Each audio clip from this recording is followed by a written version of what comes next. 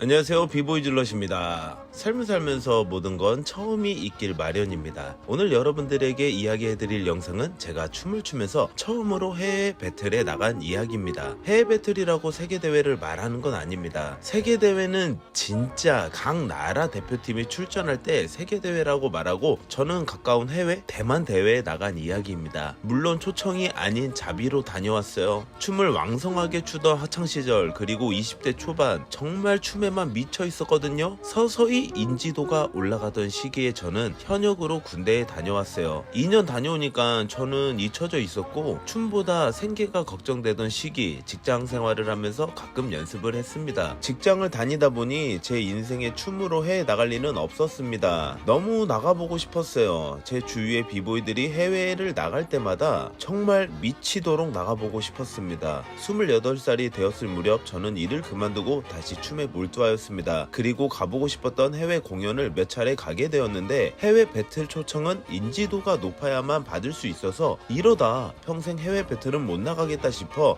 내돈내산 제가 티켓을 끊어서 해외 배틀에 가기로 마음먹었습니다. 당시 MB크루 양대 기둥은 비보이 영맨과 돌이었는데, 영맨은 해외 경험이 풍부하여서 대만의 릴드래곤이라는 비보이와 친분이 있었고, 때마침 릴드래곤이 팀 TC크루가 애니버서리 배틀을 진행한다고 해서 대만으로 가게 되었습니다. 공항에서부터 설렘 반 긴장 반이었습니다. 회사 다니면서 춤을 춰서 내 춤이 불안불안했습니다. 제 성격은 준비해서 나가야지 보다는 나가면서 경험을 쌓는 걸 추구하는 편입니다. 일단 대만에 가서 숙소도 잡고 좋은 시간을 보내며 대만 비보이들을 만났는데, 제가 관과한 게 하나가 있었던 게 바로 영어였습니다. 실력은 그냥 있는 대로 보여주면 되지만 해외 나가서 가장 어려운 건 소통이었어요. 나가면서 경험을 쌓는 성격의 최단점, 영어도 그렇게 하려고 했다는 점입니다. 영어는 어느 정도 공부하고 나가야 알아들을 수 있는 것 같아요. 배틀 당일날 우리는 예선전부터 참여를 하는데, 지금은 모르겠지만 이 당시까지만 하여도 한국에서 왔다고 하면 많은 사람들이 구경하러 왔어요. 뭐 한국에서 왔으니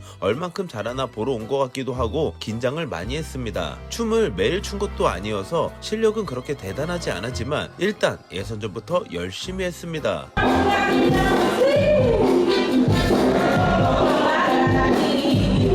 돌과 영매는 그동안 갈고 닦은 실력이 있어서 무난하게 예선 통과를 했습니다. 200팀이 가깝게 참여를 했지만 지금 대만 비보이들의 실력은 많이 성장하였는데, 당시까지만 하여도 할만했어요. 16강에 진출하고 이어서 8강전에 올라갔는데 8강전이 고비였습니다. 연장전이 나왔어요. 제가 제일 못하니까 첫 번째 라운드를 했었고, 연장전에 각 팀당 한 번씩인데 애들이 저보고 나가라는 거예요. 여기에서 저 때문에 지면 어떻게 되는 거지? 눈앞이 캄캄해지더라고요. 무대 위에서 야, 나 못하겠다, 너무 무섭다 라고 말할 수 없어서 제가 나갔습니다. 그리고 진짜 못했어요. Nice one, nice one.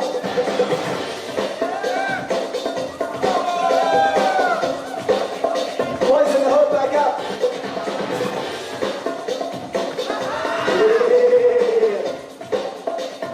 와, 큰일이다. 이대로 탈락하면 애들의 핀잔이 대만 여행이 끝날 때까지, 아니 죽을 때까지 있을 것 같아서 무서웠습니다. 결과는 불행 중 다행일까? 다시 재연장이 나왔습니다. 지금 생각해보면 춤을 몇 년 동안 제대로 안 춘 저에게 연장 나가라고 한 애들이 평생 저를 욕하려고 한 건 아닌지 큰 그림을 그린 것 같았는데, 일단 시험에서 빠져나왔습니다. 또다시 재연장은 비보이 돌이 나갔고,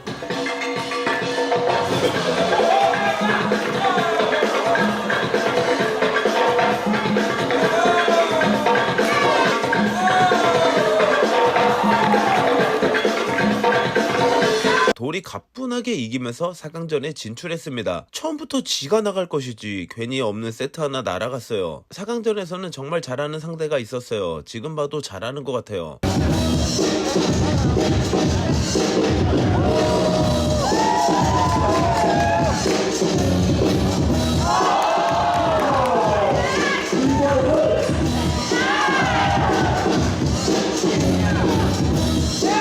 하지만 압도적인 표 차이로 이기게 되었습니다. 결승전에 올라갔습니다. 결승에서 만난 팀은 당시 중국 최고의 팀 STO였습니다. 영맨과 돌은 이전에 STO와 똑같이 결승에서 만난 적이 있었는데 그때는 패배했었습니다. 다시 결승전에서 만나게 된 STO와의 배틀, 저는 솔직히 후달렸습니다. 결승에 남아있는 세트도 얼마 없었고 있는 건 팩이 하나였습니다. 인지도 부분에서는 확실히 STO가 월등히 높았어요. 그리고 실력 또한 대단했습니다. 그런데 뭔가 지기 싫었어요.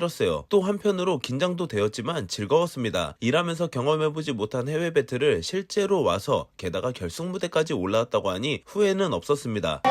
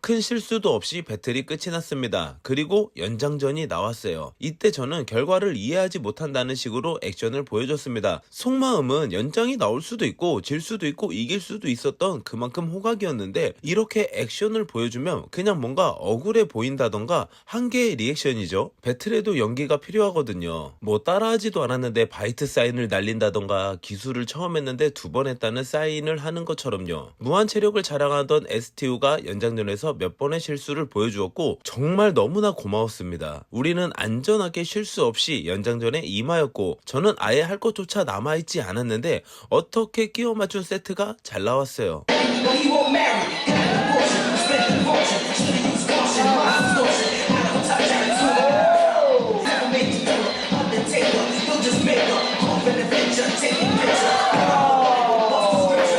그렇게 가보고 싶었던 해외 첫 배틀에서 우승을 차지했습니다. 너무 짜릿했던 기억이 남아있네요. 이후에 디펜딩 챔피언 자격으로 2014년도에도 초청을 받아 우승을 차지하고 2015년에도 또 우승을 차지하였습니다. 3년 연속으로 우승하니 2016년에는 심사위원으로 불러주었고 2017년에는 팀배틀로 진행한다고 MB크루를 초청해 주었습니다. 당시 MB크루는 팀배틀에서 강한 팀이었기에 또다시 우승을 차지했습니다. 처음에는 저의 자비로 가게 된 대만, 그곳에 가서 많은 비보이들과 소통하게 되었고 그리고 인연이 이어지면서 매년 대만에 초청을 받았습니다. 정답인지 아닌지 모르겠지만 브레이킹은 끝이 없는 것 같아요. 그래서 철저하게 준비해서 나간다는 생각보다는 나가면서 경험을 쌓아 배운다는 마인드를 갖고 있습니다. 어떻게 보면 저는 대만에 갈 때 처음만 제 돈으로 티켓을 샀었지만 다음부터는 초청을 받기 시작했어요. 그전에는 죽어도 안 들어오는 초청이 아시아뿐만 아니라 유럽에서도 받았습니다. 브레이킹을 하는 동생들에게 신발 살 돈 아끼고 해외 나가는 걸 추천합니다. 얘들아, 신발 그거 달면 그만이지만 추억은 평생이다. 뭐 꼰대